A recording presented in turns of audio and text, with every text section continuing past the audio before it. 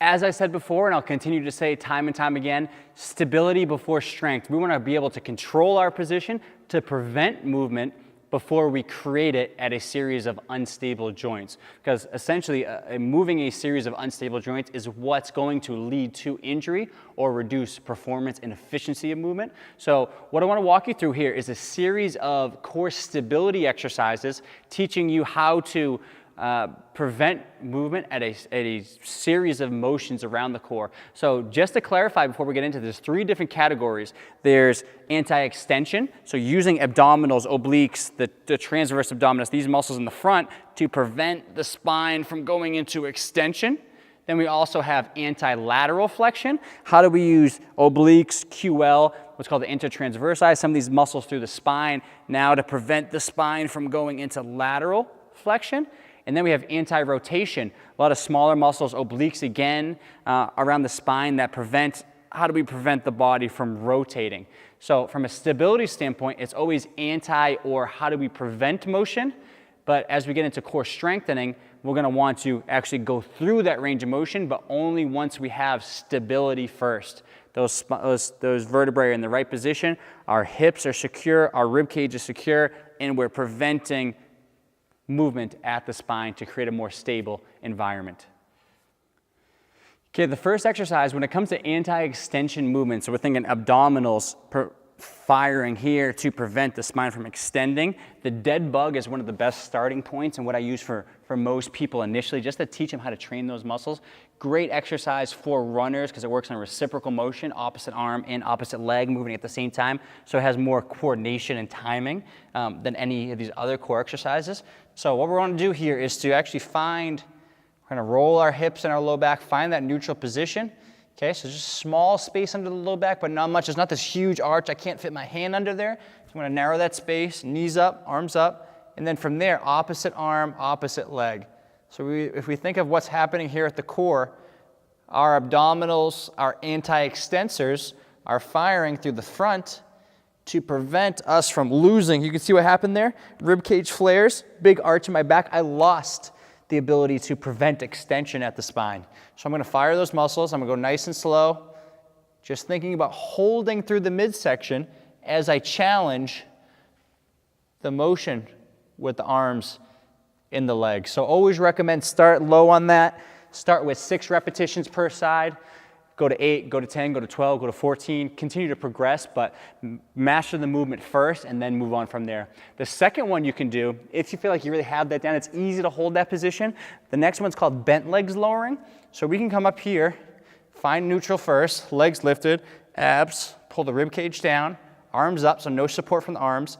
What I'm going to do is slowly lower the legs. So you can think of what happens, this long lever, both legs are going at the same time, which makes my pelvis want to rotate with the legs. But if I'm creating stability here at the midsection, the spine, the pelvis, and the ribs, I'm controlling this position here. I'm not increasing my arch at the lower back, and I can go through that motion 6, 8, 10, 12 times. That is the next progression, because as opposed to the dead bug where our legs were alternating and our pelvis stays in somewhat of a controlled position, the bent legs lowering causes that pelvis to want to roll and create more of an arch at the low back that we have to prevent against at the core. Next, we have anti-lateral flexion, so preventing the body or the spine from going into a lateral flexed position or a side bending position. Essentially using those same muscles here, the obliques and the QL, going to contract to really shorten that distance between the rib cage and the top of the pelvis on the side, because that's going to prevent us from being able to tilt over that way. So 2 exercises, very similar exercises, going to look different, but are actually the same exact thing, just in different positions. So first one, side plank. A couple different ways we can perform this exercise. Shortening the lever, knees bent. So I like to go really, instead of being up here, pulling the legs back, so knees, hips, and shoulders in a nice straight line. Elbows on the ground. I'm pushing my body away from the ground. In that position, you just feel the pec and the lat tighten up to actually stabilize the shoulder. And then what we're going to do is lift the hips up. And we can hold that position.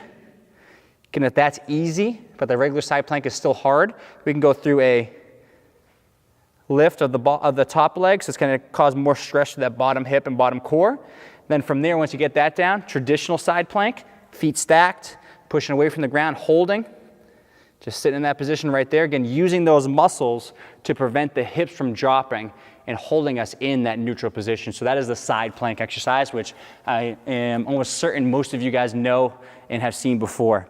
After, what we want to work on is what's called a suitcase carry or a single arm farmer's walk. So I have a 40-pound dumbbell here. You need a heavy dumbbell to some degree because that weight needs to really stress our core or pull us down to the side this way. If the weight's too light, we'll just hang out in this position and we can hold it no problem. So you have to go a little heavier than you think you can do.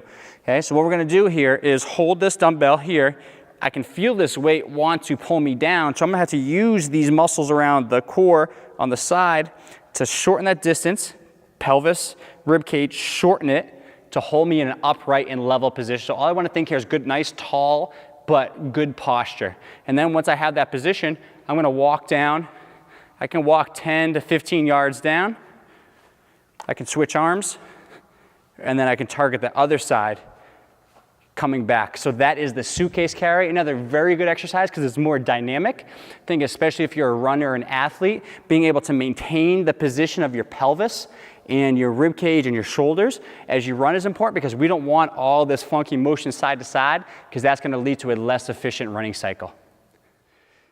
So last but surely not least, anti-rotation. Essentially, how do we get in a position where we're using those muscles around the spine to prevent us from rotating or being pulled either direction? Okay, so exercises we can work on for that are the Palloff press.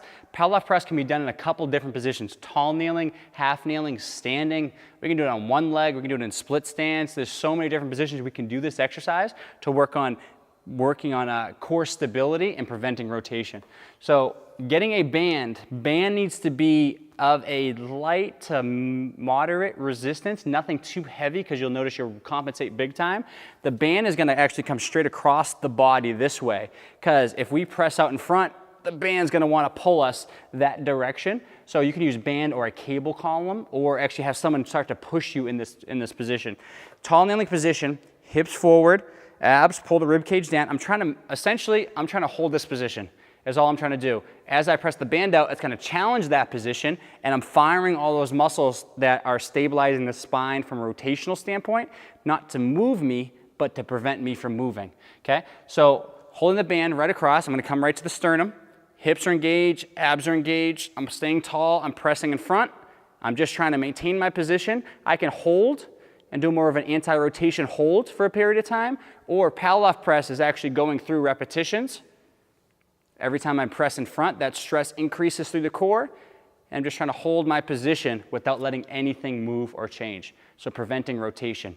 Another variation I like, especially for runners, is going half kneeling, so lunge position, because now we're in more of this unstable position, a lot more similar to running in the split stance. Then I'm going to do the same exact thing, though. I'm going to make sure I'm lined up first on both sides. I always say railroad tracks, because legs are aligned, they never cross. There's no angles here going across each other.